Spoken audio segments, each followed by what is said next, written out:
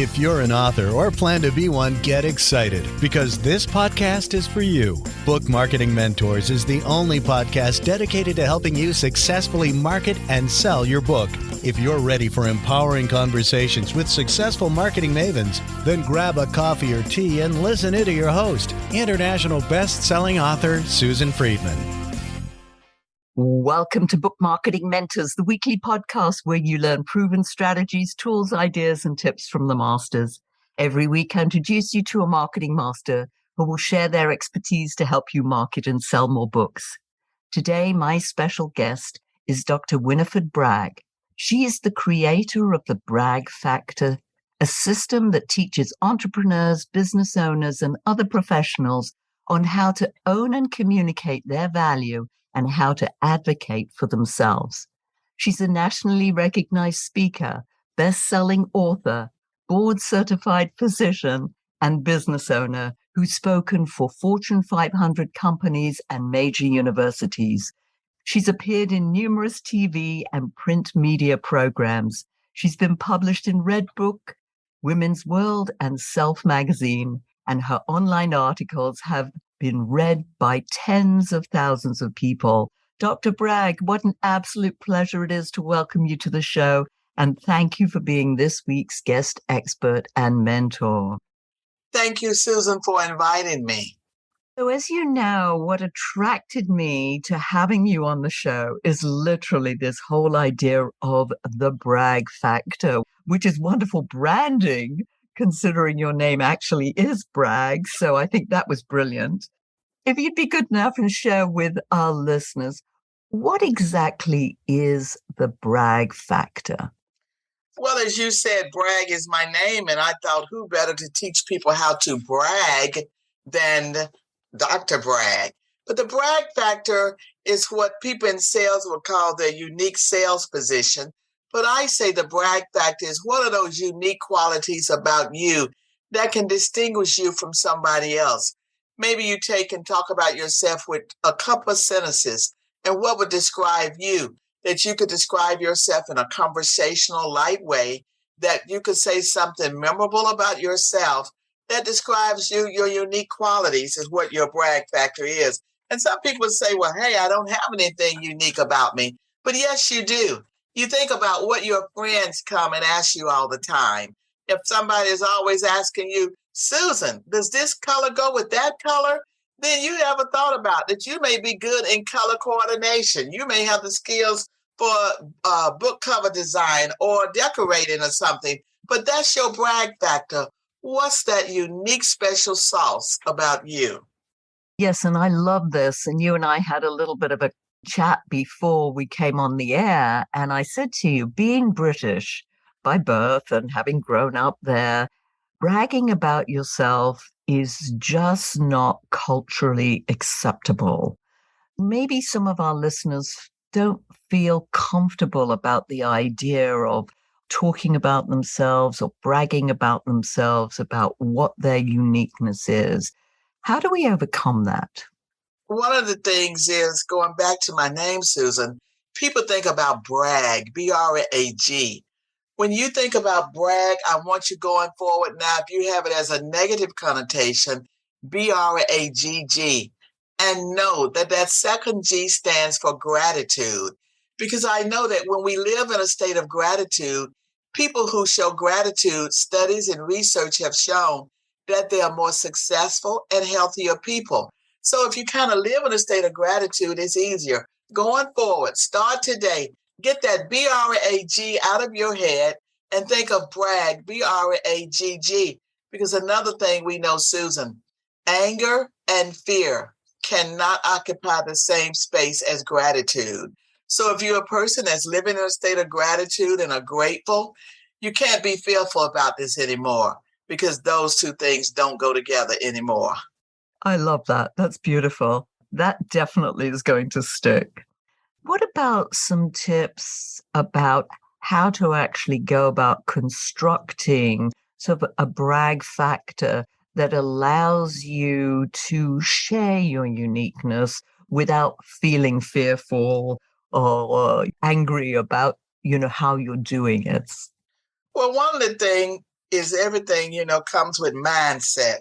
And one thing you can change your mindset about bragging is change that term. If self-promotion bothers you and that gets you feeling real British about it, then what I want you to do is focus on the work that you are doing and refrain from saying self-promotion, and then just focus on what is the work, and then focus on the service that, you have authors in your audience, and all of them have written books. And if you believe in your book and that your book is going to help somebody, how are they going to know about it if you don't tell them the good qualities of it? Think about, would you have bought the house that you lived in, Susan, if some realtor or somebody didn't tell you some good qualities about it? Basically, the realtor is bragging about, look at this big window. It's overlooking this water. It's whatever he's saying. Look at the blue ceiling. Doesn't it add to it? The sunlight will wake you up every morning. Basically, they're bragging on that house. So what you need to do is focus on what's the service that you're doing. How is your book going to help people? When you think about the pain that you're going to resolve for somebody, it would be a shame for you to not tell them the good qualities about it, because that person continues to suffer from whatever that is that you've written about that could have helped them to move from where they are to where they want to be. You understand what I mean, Susan? I certainly do. In your book, you talk about 6 steps to get comfortable with bragging. Would you be good enough to share some of those 6 steps or all of them? Yes, I can share those steps with you. First, you got to define your brag factor. What's unique about you, the characteristics that's going to distinguish you from other people. That's the first thing. Then the second thing, once you know what's unique about you, you have to create what I call your 30-second brag. That's how you introduce yourself. When you walk up and you're at a cocktail party or a networking event, what can you say about you that's going to make people want to know more about you? And that is what I call your 30-second brag. People may call it your elevator pitch, but it's a conversational thing. And you may want to tell a little story in your 30-second brag. Where have you traveled other people haven't been? Or who have you met? Those are all unique things that help you to create what I call a 30-second brag. Sometimes, we work in groups, and this is a problem. When people work in groups, they tend to sometimes say everything the group did, and they left out what they did. You don't want to neglect your own contributions. That's one of the things that you got to get comfortable with. And then, fourth thing, you want to embrace who you are.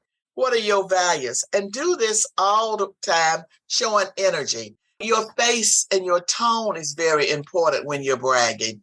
You don't want to come around and say something good about yourself and your tone is so low and you're looking all sad and pitiful. So you have to bring joy to the experience. And that's what you do. Also, in getting comfortable with bragging, you may start off on social media. That way gives you a little chance. You're not talking at first. You're putting it out there on your Facebook page. You may be putting it, if you're YouTube, you're doing a video, but putting it on your LinkedIn, but you're doing some posts, maybe bragging about yourself, and you'll get feedback. We all have, a lot of people use Facebook, and you have friends, don't you? If your friend can't listen to you practice and rehearse your 30-second brag, then they're really not a friend. So you want them to let them practice with you with your 30-second brag so that you get comfortable with that. And then just make sure that you don't forget to promote yourself and own and communicate your value when you do it. And when you do it from a standpoint of gratitude, the sixth thing is that's what's going to make you not seem cocky and obnoxious, because of the framework that you're doing everything from a position of gratitude. In other words, you may say, as a back doctor, I may say, I'm Dr. Bragg, and I focus on treating people without surgery with back pain, because I know that in the United States, 600,000 back surgeries are done a year, yet we only know 5% of people with back pain need surgery. So why don't you come and visit me and see if a non-surgical remedy may help you? Now, you see, I'm kind of bragging on myself, letting them know that I do non-surgical things and I've treated over 20,000 people. But basically, didn't I tell you that 600,000 surgeries are done a year and only 5% of people need them? That's a service that I'm giving. Anybody would want to know about that if they have back pain. A lot of people think with back pain, what do they need to do? That they need to have surgery. And so that's a service that I'm telling them. Just like now with bragging, I know that if you don't learn how to own and communicate your value by bragging the right way, you can lose promotions. Your book won't sell. People won't know about you. You won't be able to be on podcasts because who's just going to look for you if you don't tell them the good things about you? That is so true. Even as much as one of the things that I stress with my authors is that they have to be 120% or more in love with their cover, because if they're not, it's going to affect sales because they don't feel good about their book, which the packaging is so important in a book. I've known people who just can't sell their book because they're embarrassed by the cover. Right, So because the cover, like you said, is the leading part. People see that, and if that cover's a turn off, they're never going to open it up. It's kind of like going on a blind date. When he doesn't look good, people, you may not want to get to know him at first. People have to tell you, oh, well, he's so funny, he's this, that, and the other. You kind of want him to kind of look a little bit of the part as well, Susan. You know what I mean?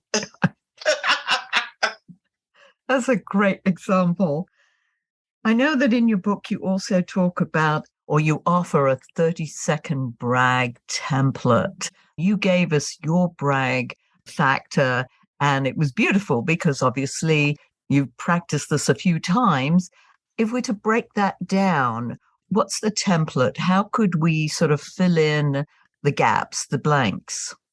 First, you do that by exercise of writing down 2 or 3 sentences that describe what's unique about you and what you want to accomplish with that. What do you want? What is the end thing that you want from that? Now, that was my 30-second brag when I'm Dr. Winifred Bragg and I'm talking about back pain. What people need to know is they need to have a bank or several 30-second brags because it depends on where you are and what is the result you want. If I'm speaking to people about the brag factor, they don't care about the back pain. They want to care that I coach people, executives, entrepreneurs, and business people, and I have helped them to be able to go from not being able to raise their hand in a team meeting to leading team meetings. I have coached financial planners and advisors to be able to increase their sales because they weren't able to say good things about themselves. That's what you want to fill the gap in. You first have to write in those 3 or 4 good things that are unique about you. What is unique about you that you think is interesting that people want to hear about? And then always think about what is the pain that you may be solving for people. It's like I may say, I'm Dr. Winifred Bragg, best-selling author and creator of the Bragg Factor. Many people have problems with bragging. Do you? If you do, contact me, Dr. Bragg at thebragfactor.com. You see how I can make that short and sweet? Great. It's just so inviting because I think something else that's coming over so crystal clear is, again, your passion and your conviction of what you're saying. I mean, you sound so believable. Well, obviously you are because you do this, but that comes over. I Right. mean, You if want you're that to not come up. convinced, other Yeah, people can't be. Yeah. they want. So say if you were a salesperson, you may tell them, I have been in customer service over 20 years, and I have helped my customers increase their sales by 10% during the past 5 years. I would be happy to help you. Contact me, Dr. Bragg at thebragfactor.com if I were a salesperson. If I were an author with a book on women who lack self-confidence, I would say, hi, I'm Dr. Bragg. Many people come to me because they lack self-confidence. And once I help them determine their brag factor, they have been able to increase their confidence, and therefore they were able to sell more books. They were able to sell more houses or whatever they want to do. You see what I'm saying? So you have to find out who you're talking to. And Planning is key, Susan. Just like you plan your financial plan, you plan your estate planning, you have to plan your brags and know where you are, what do you want, and vision. First of all, you got to have a vision for what you want. And I say make it results oriented. Another example I can give you for filling in the gaps is close your eyes and vision. What do you want from this? What is your vision? There's something in the brain called the reticular activating system. And I won't go too deep into that today. But what that is a filter. And it helps us to filter out our thoughts. So when we all wake up in the morning, research says we have 90,000 thoughts. Most are negative. But if you get up in the morning and say, today, I need to sell some books. I think that I can do it. I'm having a talk on that, and I need to sell some books. No matter what people say, I am going to be very positive in my interactions, and you visualize what you want your goal to be that day.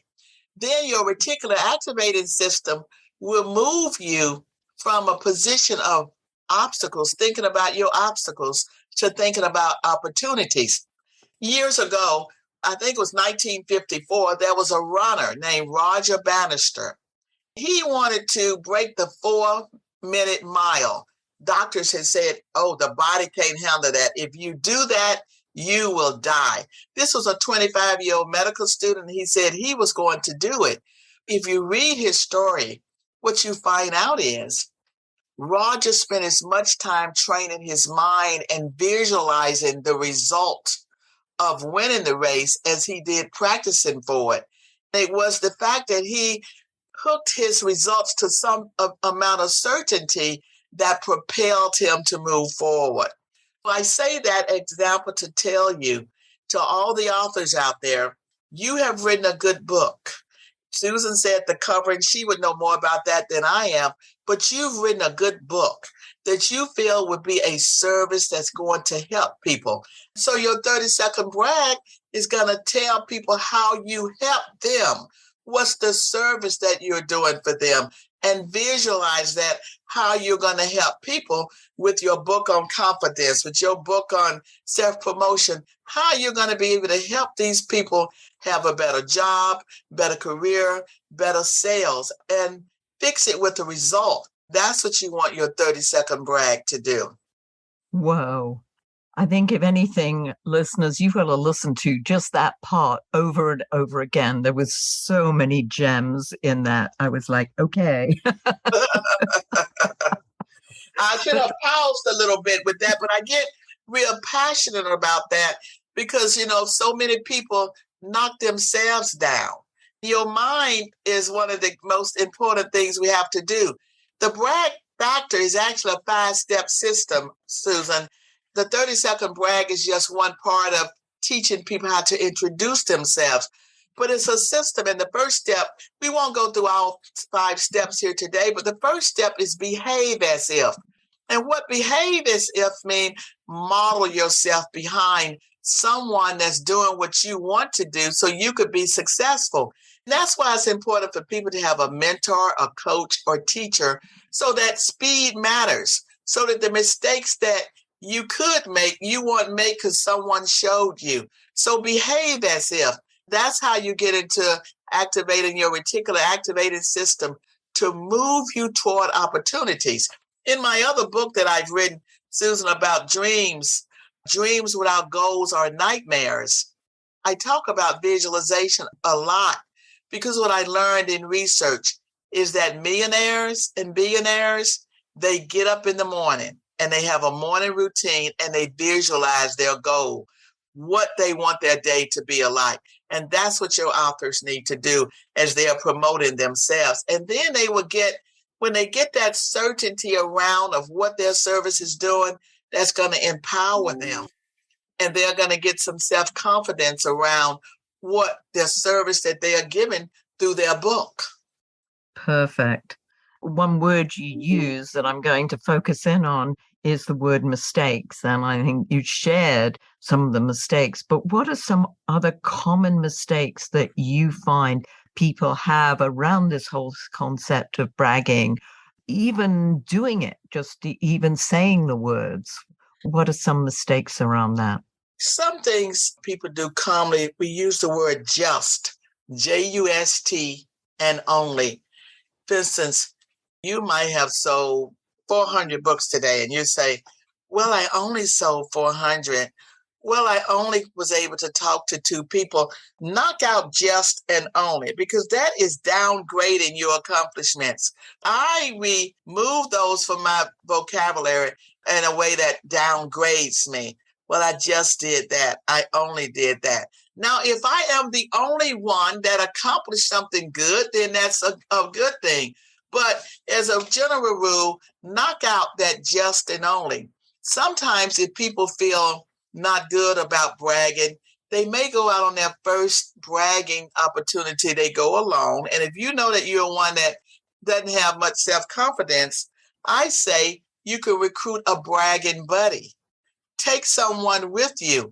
They can attend a networking event with you, and they can sing your praises for you. Say, hi, this is Susan. She's the author marketer. She helps people with their covers and get their books published. And she's done this for X thousand people, has a podcast with 10,000 people listening in every month. I kind of do that for you.